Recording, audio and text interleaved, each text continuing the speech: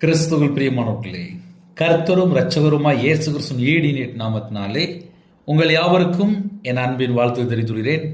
தேவன் அருளிய அப்பம் மினிஸ்ட்ரி மூலியமாக உங்களோடு சந்திப்பதில் மிகுந்த மகிழ்ச்சிடுகிறேன். தினம்தோறும் புதிய நாளுக்காக பரிசுத்த வேதாந்தத்திலிருந்து ஒரு வாக்கு தத்தங்களை தேவன நாம மகிமைக்கு என்று நாம் தியானித்து புதிய நாளுக்காக நாம் ஜெபிக்கிறோம்.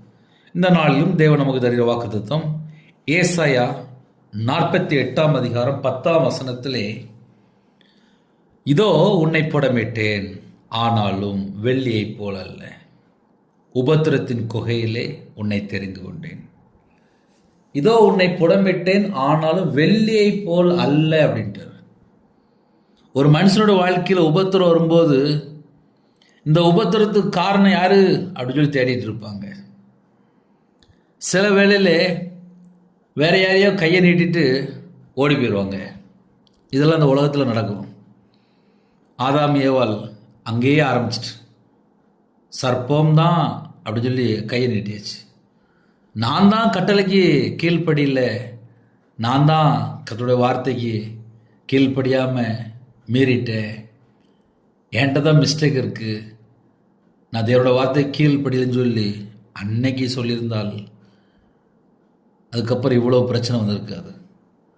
ஒரு மனுஷனுடைய வாழ்க்கையிலே எப்போ உபத்திரம் மாறுது, எப்போ பிரச்சனை சரியாகுதுன்னு சொல்லி பார்க்கும்போது, என் வாழ்க்கையில் நான் எங்கே கர்த்தரை விட்டு தள்ளி போயிருக்கேன், அதை ஒரு மனுஷன் யோசிக்கணும்.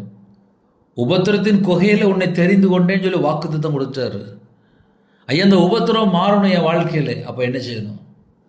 நான் எந்த வழியில் போகிறேன் அதை நிப்பாட்டி செக் பண்ணி பார்த்து, சரியான வழிதானா இல்லை கர்த்தரை விட்டு வேறு வழியில் போயிட்டுருக்குறேன்னா, எதனால் அந்த உபத்திரம் வந்துச்சு, எதனால் என் வாழ்க்கையில் ஒரு பாடு வந்துச்சு, எதனால் எனக்கு இந்த பாடம், எதனால் அப்படின்னு சொல்லி கொஞ்சம் நம்மை நாம் ஆராய்ந்து பார்க்கும்போது பரிசுத்த ஆவியானவர் இடைப்படுவார்.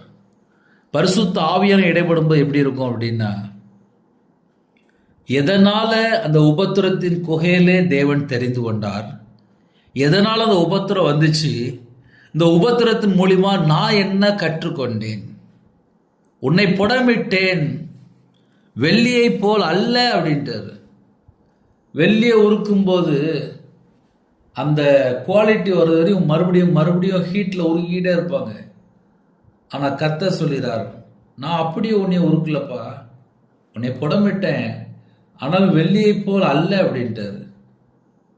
உபத்திரத்தின் குகையிலே, அது ஒரு குகை தான், அந்த குகையிலே உன்னை நான் தெரிந்து கொண்டேன், உன்னை நான் கைவிட மாட்டேன் அப்படிங்கிறது. அப்போ யாரெல்லாம் கர்த்தருடைய பிள்ளைகள் இணைந்திருக்கிறீங்களோ, தேவன் நம்மளை அழைக்கிறார், நம்மளை பாதுகாக்கிறார். உன்னை தெரிந்து கொண்டேன் அப்படின்னா வெளிப்படுத்தின விசேஷம் வரையும் வருது. தெரிந்து கொண்ட தேவன் நம்மளை பரலோகத்துக்கு கொண்டு போவார். ஐயா, இந்த பூமியில் கொஞ்சம் நான் உபத்திரப்படுறேன், ரொம்ப பாடாக இருக்குது, ரொம்ப கடன் பிரச்சனை இருக்குது, ரொம்ப வீட்டில் நிறைய பிரச்சனை இருக்குது, குடும்பத்தில் நிறைய போராட்டம் இருக்குது, பல விதமான பிரச்சனைகள் நாங்கள் சிக்கிக்கிட்டு இருக்கோம். பரலோகத்தில் தேவனுக்கு தெரியும் நம்ம என்ன உபத்திரத்தின் மத்தியிலே எந்த சூழ்நிலையிலே கடந்து போயிட்டுருக்கோம், கர்த்தருக்கு தெரியும். அதான் குகை அப்படின்னு சொல்லி எழுதப்பட்டிருக்கு, உபத்திரத்தின் குகை. அந்த குகையில் யாராவது உள்ளே இருப்பாங்களா? இருக்க மாட்டாங்க.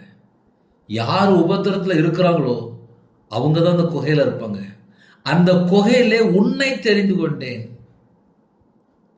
ஒரு மனுஷன் புலம்பும் போது, கண்ணீர் வடிக்கும் போது, அந்த ரங்கத்தில் ஜெபிக்கும் போது யாருக்கும் தெரியாது, ஆனால் தேவனுக்கும் தெரியும். தேவன் பார்த்துட்டே இருப்பார், என் பிள்ளை இன்னைக்கு இவ்வளோ கஷ்டப்பட்டுட்டு இருக்கா, உபத்திரத்தின் குகையிலே உன்னை தெரிந்து கொண்டேன். தெரிந்து கொண்ட தேவன் இந்த நாளிலும் வாக்குத்தத்தங்களோடு உங்களோட பேசியிருக்கிறார். நம்ம குடும்பத்தை ஆசீர்வதிக்கணும் அப்படின்னா தேவன் மட்டும்தான் ஆசீர்வதிக்க முடியும். தேவன் மட்டும்தான் நம்ம குடும்பத்தை ஆசீர்வதிக்க முடியும். புதிய நாள் தொடங்கும் போது நம்ம எப்படிதான் யோசித்து பார்க்கணும்.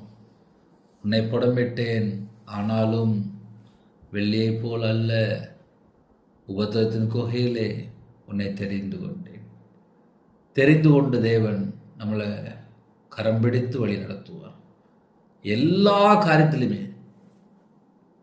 சொந்த பந்தங்கள் ஒருவேளை விலகி இருக்கலாம், ஆனால் கர்த்தர் ஒரு நாளும் விலக மாட்டார்.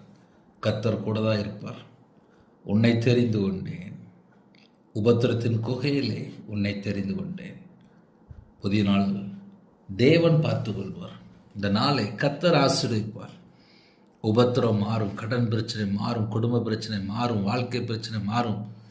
ஆவிக்குரிய வாழ்க்கையில் எங்கெல்லாம் வளர முடியாத சூழ்நிலை இருக்கோ எல்லாவற்றையும் தேவன் மாற்றி தருவார்.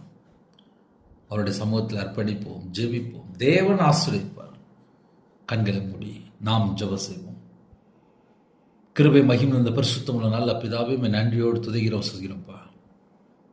புதிய நாளிலும் உங்கள் பிள்ளைகளோட கர்த்தர் பேசியிருக்கிறீங்க. கர்த்தருடைய கரத்தில் இந்த நாளை அர்ப்பணிக்கிறோம். எந்த குடும்பத்திலே உபத்திரத்தின் குகையில் இருக்கிறாங்களோ உன்னை தெரிந்து கொண்டேன்னு சொன்னீங்க ராஜா. உங்கள் பிள்ளைகளை கரம் பிடித்து தூக்குங்கப்பா. கர்த்தர் ஒவ்வொரு குடும்பத்தையும் ஆசீர்வதிங்கப்பா. இந்த நாளிலும் தேவைகளை கர்த்தர் சந்திங்க. பிள்ளைகளோட மன விருப்பத்தை கர்த்தர் நிறைவேற்றுங்க. என் நாமத்து நிமித்தம் எதை கேட்டாலும் என்று சொன்னீங்க. இயேசு கிறிஸ்து நாமத்தினால கேட்கிறோம். எல்லா குடும்பமும் ஆசீர்வதிக்கப்படட்டும். பலகைகளை திறந்து, பண்டசாலை திறந்து கர்த்தர் பரிபூர்ணமாக ஆசீர்வதிங்க. ஒவ்வொரு குடும்பத்தையுமே ஆசீர்வதிங்க. இந்த நாளைகளுக்கு ஆசீர்வதித்து தாங்கப்பா, ஆசீர்வதித்தாங்கப்பா. நிறைய குடும்பத்தில் தேவைகள் உண்டு. இருதயம் ஃபுல்லாக பாரமாக இருக்கு. எல்லாவற்றையும் கர்த்தர் மாற்றி ஆசீர்வதித்தாங்க. உங்கள் நாமம் மட்டும் போய்விட்டு உங்களோட ரத்த கொட்டைகளை வேலடிங்க. உங்களுடைய பிரசனத்தினாலே மூடுங்கப்பா. யாரெல்லாம் தங்களை தாழ்த்தணும் அந்த குடும்பங்கள் கர்த்தராகிய இயேசு கிறிஸ்து நாமத்தினால் ஆசீர்வதிக்கப்படட்டும். உபத்திரத்தை கர்த்தர் மாற்றி கர்த்தர் ஆசீர்வதிங்க. கர்த்தரோட கரத்தில் பண்ணிக்கிறோம். இயேசு கிறிஸ்து பிதாவே, ஆமேன். தேவனுக்கு மகிமை உண்டாதாக. கிறிஸ்துவுக்கு பிரியமானவர்களே, 9425043551 என்ற நம்பர் உண்டால் உங்களுக்காக குடும்பத்துக்காக ஜெபிப்போம். எனக்காக ஜெபித்துக் கொள்ளுங்கள். God bless you.